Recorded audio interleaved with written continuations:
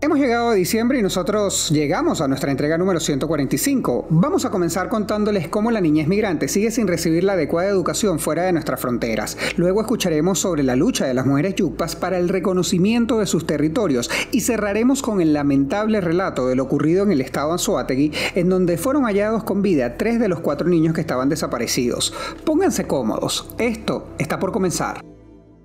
Bienvenidos a 3 en 1, tu suplemento informativo semanal con todo lo que necesitas saber de los portales Runrunes, Tal Cual y El Pitazo. A partir de este momento queremos invitarte a que disfrutes en los próximos minutos de los reportajes más destacados en estos 3 medios digitales. Siéntate, relájate y tómate el 3 en 1 de esta semana.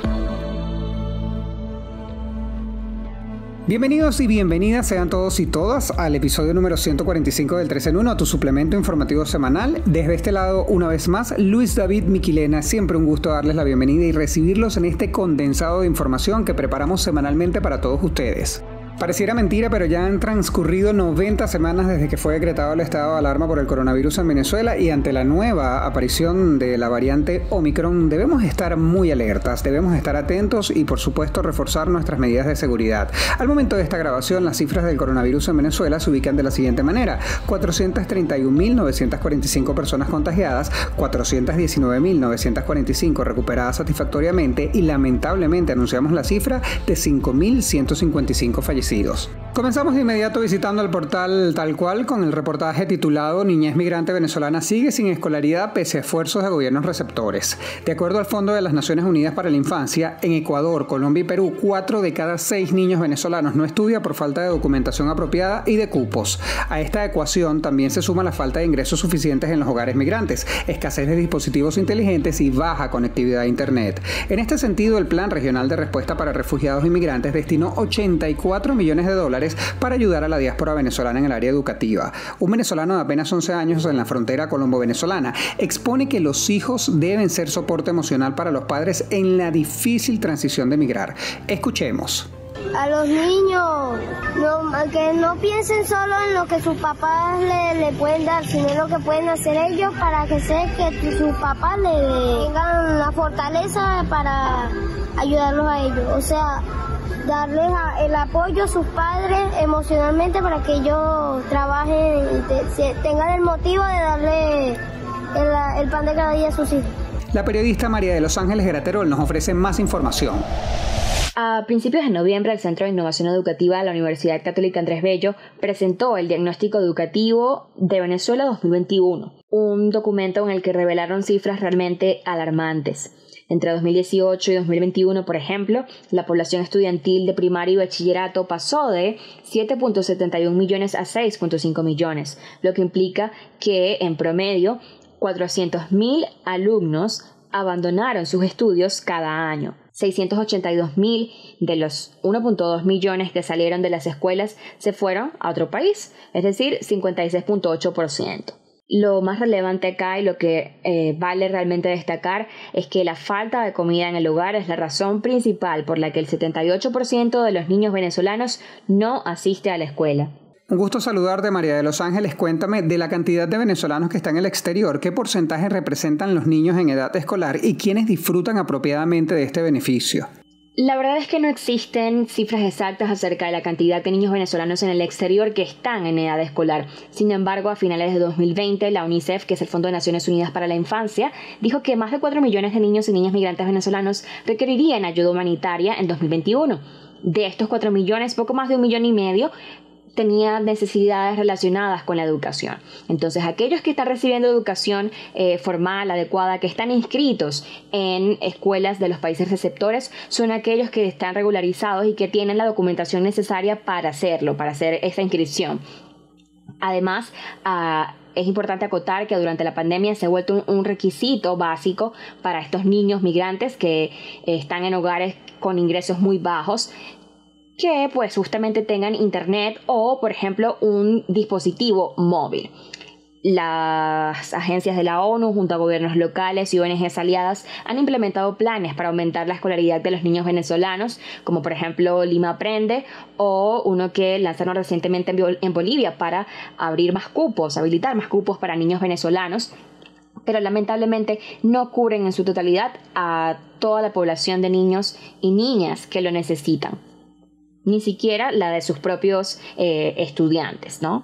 ¿Y cuántos menores de edad en la etapa de escolaridad han abandonado sus estudios dentro de Venezuela? ¿Tienes información sobre eso? Creo que uno de los puntos más importantes de este tema es que las niñas y adolescentes venezolanas en Colombia, Ecuador y Perú tienen muy poco acceso formal a la educación en esos países de acogida. El 72% de ellas está matriculada en la escuela, pero un 8% dice estar trabajando.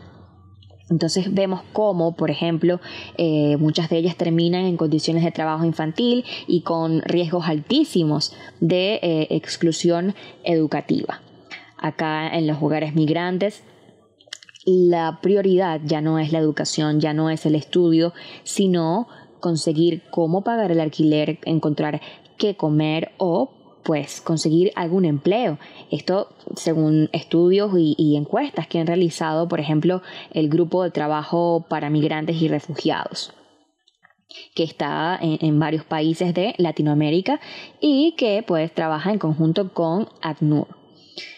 En muchos de los casos vemos que tratan de, digamos, con el trabajo y con el dinero que reciben estas niñas que tienen un trabajo remunerado, pues compensar de alguna u otra forma el bajo ingreso que existe en sus hogares.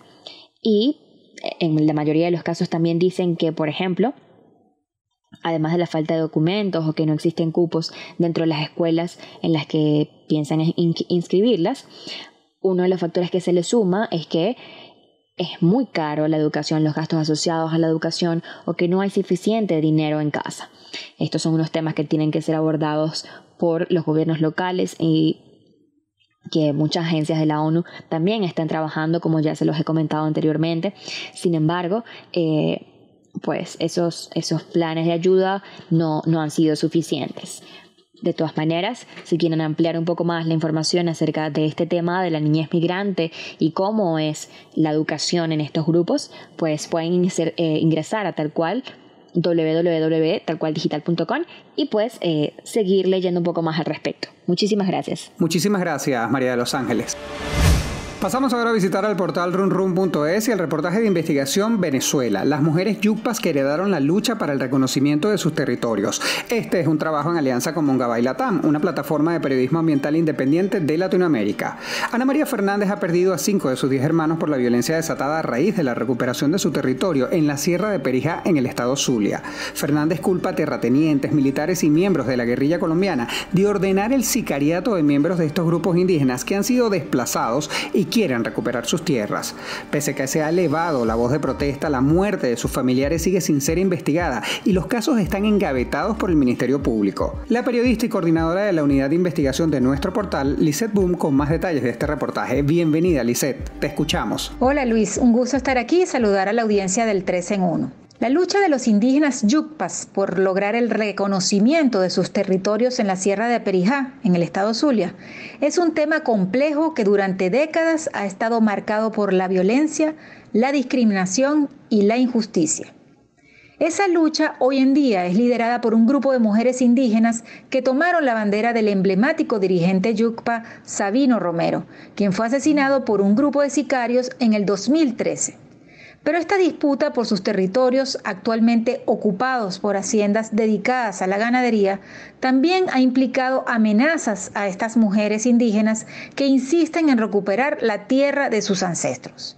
Precisamente sobre la lideresa Ana María Fernández, hija de la capitana indígena Carmen Fernández, también conocida en la región como Anita, se trata este reportaje que publicamos en Runrunes en alianza con la organización ambientalista Mongabay y que forma parte de la serie Defensoras Indígenas Amenazadas, dedicada a las lideresas indígenas que luchan por proteger a sus comunidades en Ecuador, Colombia, México, Perú y Venezuela. Lisette, muy interesante el trabajo, muchísimas gracias. Quisiera saber si han acudido a instancias internacionales los perjudicados de esta violencia. Sí les ha tocado acudir a instancias internacionales ante la impunidad de los asesinatos y atropellos contra los yucpas, así como la indiferencia del gobierno chavista, que desde sus comienzos prometió en vano defender sus derechos y reconocer sus territorios. En mayo del 2012, Zenaida Romero, quien es la hija de Sabino Romero, acudió al Foro Permanente para las Cuestiones Indígenas de las Naciones Unidas para denunciar el incumplimiento del Estado venezolano de un conjunto de exigencias relacionadas con los derechos territoriales que, por cierto, se remontan a gobiernos anteriores a la llegada del chavismo al poder. ¿Y el Estado venezolano o la Defensoría Pública ha tenido algún pronunciamiento al respecto? A Ana María Fernández le han matado 5 de sus 10 hermanos. La Fiscalía Regional del Zulia abrió investigaciones sobre alguno de estos asesinatos. Ana María y su mamá, Anita, han viajado hasta Caracas para denunciar estas muertes ante el Ministerio Público, pero todas estas investigaciones judiciales se han engavetado.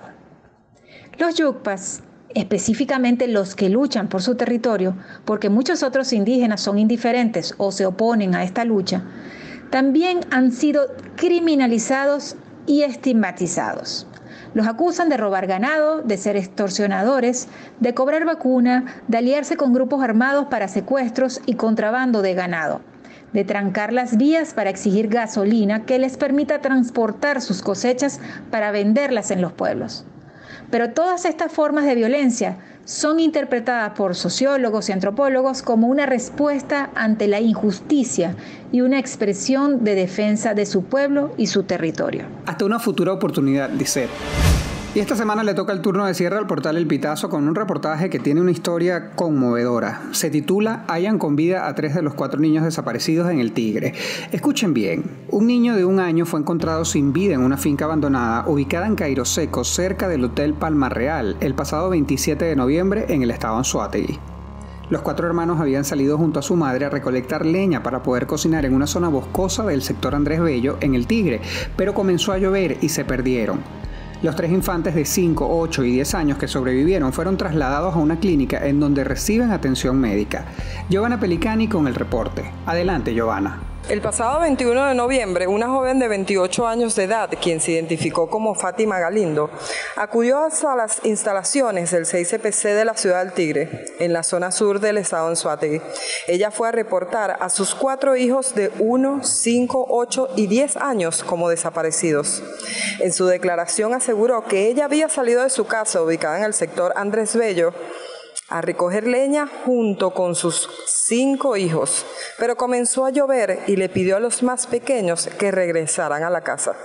Pero estos nunca encontraron el camino. Los días transcurrieron y los agentes del CICPC, junto con una comisión especial que enviaron desde Caracas, buscaban a los infantes. Las esperanzas se agotaban para muchos con el transcurrir de las horas, pero fue al 6º día que realizaron el primer hallazgo. El cuerpo del infante yacía en una finca abandonada y ubicada a 5 kilómetros de la zona donde habían desaparecido. Horas más tarde fueron encontrados los otros 3 pequeños con deshidratación severa. Desde entonces, los infantes se encuentran recluidos en la clínica privada Santa Rosa del Tigre, donde han sido estabilizados.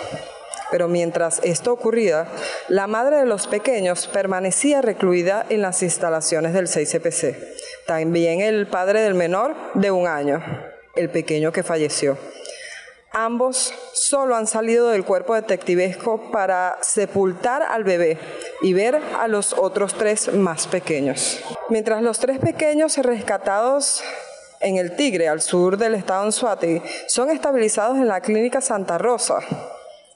Tras presentar deshidratación severa, la primera dama de la jurisdicción asegura que el caso está siendo evaluado por el Consejo de Protección de Niños, Niñas y Adolescentes, con el fin de que se tomen las medidas de abrigo correspondientes. La primera dama aseguró que los padres son garantes de la estabilidad y son corresponsales de garantizar la responsabilidad de crianza y el bienestar de sus hijos. Ella aseguró que deben impedir que se coloquen a los pequeños, a sus hijos, en estado de mensidad y ambulismo, situación en la que aseguró se encontraban los hijos de Fátima Galindo. Aunque las declaraciones de la madre de los infantes coinciden con el resultado resultado de las investigaciones expuestas por el director del 6CPC a nivel nacional, Douglas Rico, los padres de los infantes continúan en las instalaciones del cuerpo detectivesco. Familiares han pedido que no los juzguen y que sean liberados, pero esto aún no ocurre. Hola Giovanna, espero estés muy bien. Qué lamentable incidente, qué lamentable esto que ocurrió en el estado Anzoátegui. Y quisiera saber si hay una versión de por qué se perdieron estos niños. Habitantes de la localidad han revelado que no era la primera vez que la mujer iba a recoger leña con los niños. Incluso contaron que ellos iban a buscar leña y plástico para venderlos y obtener algo de ingreso para el hogar, por lo que presumen que la rapidez con la que regresaron los pequeños los desorientó. La madre declaró a los agentes del 6CPC que ella pidió a sus hijos que se regresaran porque había comenzado a llover y el más pequeño, el niño de 1 año, había presentado fiebre al día anterior. ¿Y hasta ahora qué han dicho las autoridades y la madre de los menores de edad al respecto? La madre de los infantes continúa retenida en las instalaciones del 6CPC de la Ciudad del Tigre, pero hasta ahora existe mucho hermetismo en torno al caso. Se desconoce si ella y el padre de su último hijo, el pequeño de 1 año que falleció, serán presentados a tribunales o si los agentes aún no han culminado con las investigaciones del hecho. Lo cierto es que esta familia vivía en extrema pobreza y solían conseguir ingresos visitando el botadero de basura de la zona para conseguir plástico. Los infantes presentaban infecciones en la piel de data vieja, la cual se presume han contraído en el botadero de basura donde recogían leña y plásticos. Hasta ahora los galenos de la clínica Santa Rosa han reportado que los infantes están en franca recuperación, pero se desconoce si en este caso procederá una medida de abrigo o el Estado les otorgará algún tipo de ayuda para que regresen junto a sus padres. Muchísimas gracias, Giovanna. Señoras y señores, querida audiencia, nosotros con esto hemos llegado al final del 3 en 1 de esta semana. Si el contenido les pareció relevante, como toda la semana, les pido por favor nos ayuden a llegar a muchísima más gente. Lo que tienen que hacer es muy sencillo y es compartir el enlace. Estamos en plataformas como Spotify, Google Podcast, Apple Podcast y también estamos en las plataformas de videos YouTube. Nuestra invitación a que se cuiden, por supuesto, se mantiene y sobre todo en un mes como diciembre que sabemos que hay muchísima gente en la calle. Recuerden que hay una nueva cepa que si bien es cierto no ha llegado a Venezuela, podría llegar y es Omicron. Quédense en casa si pueden y si deben salir se recomienda el uso de doble tapabocas, gel antibacterial, alcohol, lavarse las manos constantemente con agua y con jabón y por supuesto evitar tocarnos la cara. Cuidarnos es cuidar de nosotros, cuidar de los nuestros. Evitemos juntos la propagación del coronavirus. En la producción de este espacio estuvieron Yanali Fermín y Francisco Zambrano y en la edición Abraham Moncada. Una vez más les acompañó Luis David Miquilena. Siempre un gusto estar con ustedes y nos vamos a escuchar la próxima semana. Hasta luego.